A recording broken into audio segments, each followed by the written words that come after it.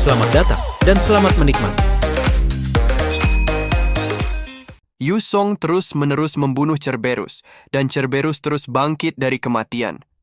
Yusong mengatakan binatang itu terus hidup kembali. Trik macam apa ini?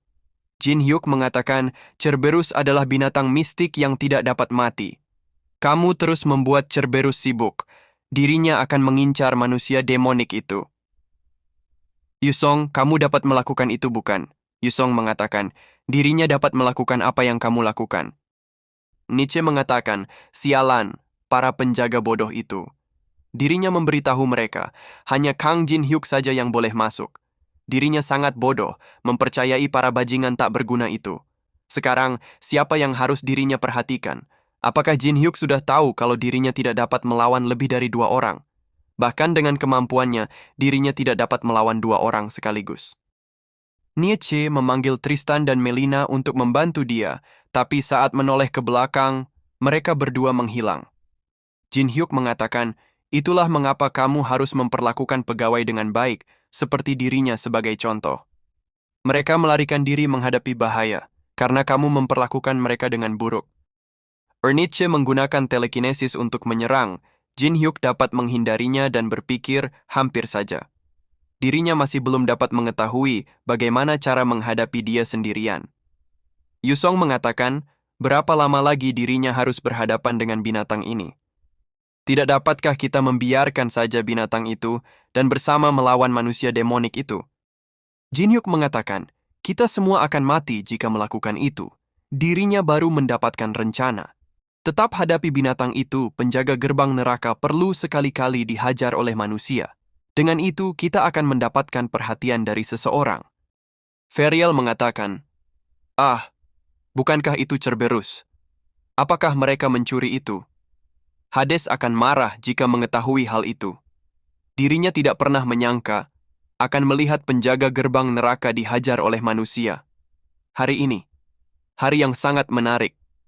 Tunggu, mengapa dia mempunyai sesuatu yang dirinya tidak punya? Membuat dirinya kesal saja.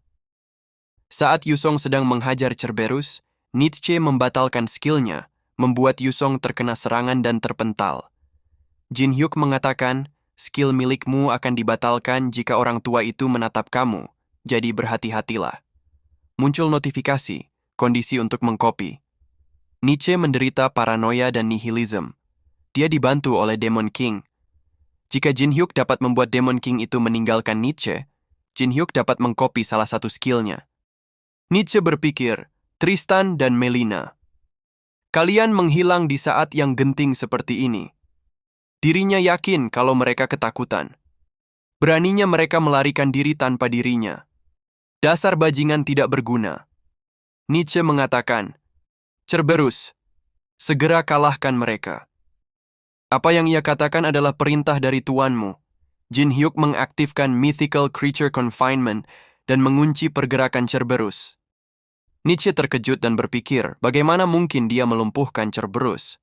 Tidak peduli seberapa kuatnya, Jin Hyuk pasti mempunyai batas. Trik apa lagi yang dia gunakan? Apakah dia menuliskan rune setiap kali ia tidak melihatnya? Atau dia menunggu waktu yang tepat untuk mengaktifkannya? Yusong mengatakan, katakan kepadanya sekarang, jika Jin Hyuk mempunyai rencana tersembunyi. Jin Hyuk mengatakan, kamu pasti sudah tahu apa yang harus dilakukan sekarang. Nietzsche mengatakan dirinya adalah ketua asosiasi Demonic Ones dan tidak akan kalah dengan mudah. Serangan Nietzsche dapat ditangkis dengan mudah. Saat Jin Hyuk dan Yusong mendekat dan hampir menyerangnya, tiba-tiba waktu terhenti. Demon King Hesimodium mengatakan, sudah cukup. Dirinya sendiri yang memelihara Dark Disciple, Nietzsche, akan menjadi kerugian besar baginya jika Nietzsche mati sekarang. Sepertinya dirinya mengingat kamu, Kang Jin Hyuk. Kamu sangat terkenal di dunia demon. Dirinya mendengar dari Machedroth. Kalau ada Dark Disciple yang dulunya melayani Ferial, tapi sekarang mencari tuan yang baru. Membuat dirinya bermanifestasi seperti ini untuk melindungi Dark Disciple, yang dirinya banyak investasikan. Dapatkah kamu bayangkan berapa banyak yang ia korbankan untuk dapat muncul di sini? Persembahan sudah hampir habis. Dirinya akan mendapatkan sebanyak mungkin dari ini. Dirinya akan memberi Jin Hyuk 2 pilihan, menjadi Dark Disciple dan membayar hutang, atau mati dengan teman kecilmu. Yang mana yang kamu pilih? Jin Hyuk mengatakan, dirinya lebih baik mati di sini daripada menjadi budak untuk selamanya dengan menjadi Dark Disciple. Hesimodium mengatakan, sungguh keputusan yang sia-sia. Tiba-tiba tangan Hesimodium terkunci dan muncul Ferial sambil berkata, dirinya sangat ketagihan. Hei Kang Jin Hyuk, kamu melakukan ini dengan sengaja bukan? Dasar kamu manusia gila. Hesimodium mengatakan, Ferial, apakah kamu sudah kehilangan akal? Untuk seorang Demon King bermanifestasi di luar Tower of Trials, harganya pasti sangat amat mahal. Apakah kamu menggunakan trik untuk menipu sistem? Ferial mengatakan, dirinya mengorbankan setengah teritorinya, dan juga setengah dari hartanya yang ia punya. Sistem masih saja mengganggu, padahal dirinya sudah membayar harganya. Diam sajalah. Hei Hesimodium, biarkan dirinya mengulang apa yang kamu katakan kepada Jin Hyuk kembali kepada dirimu.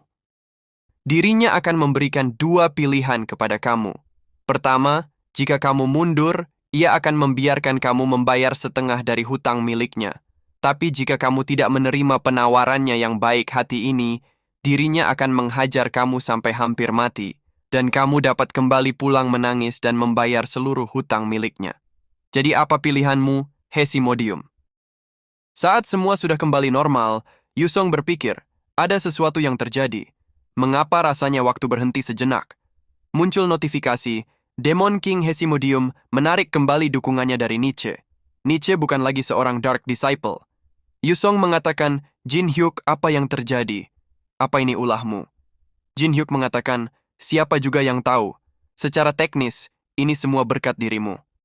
Saat Yusong lengah dan sedang berpikir maksud dari perkataan Jin Hyuk, Nietzsche melihat kesempatan dan melarikan diri. Nietzsche mengatakan, kalian bajingan tak berguna, kemana saja kalian selama ini. Lindungi dirinya. Ia adalah ketua asosiasi Demonic Ones, jadi lindungi dirinya. Melina, Tristan. Hentikan mereka bagaimanapun caranya. Buktikan kalau kalian berguna. Apa yang kamu lakukan? Tristan mengatakan, Nietzsche, kamu pasti sudah buta. Kamu dengan putus asa berusaha memanggil Demon King, tapi kamu tidak menyadari kalau dia ada di sini. Kita sudah melayani dia untuk waktu yang lama. Demon King yang asli, Kang Jin Hyuk. Jin Hyuk mengatakan, kerja bagus Tristan. Dirinya akan mengambil alih dari sini. Ia ingin berbicara banyak dengan orang tua ini.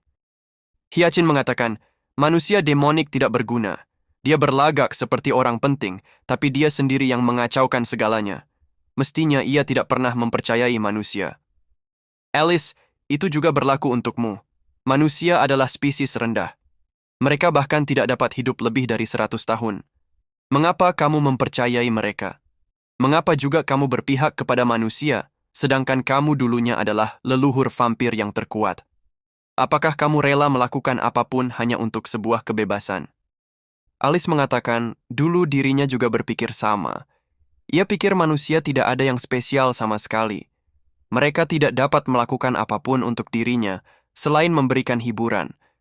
Tapi manusia yang di sana, saat dirinya dikhianati oleh kalian semua dan dikirim dalam pengasingan, saat api kehidupan dalam dirinya perlahan meredup, dia menyelamatkan dirinya.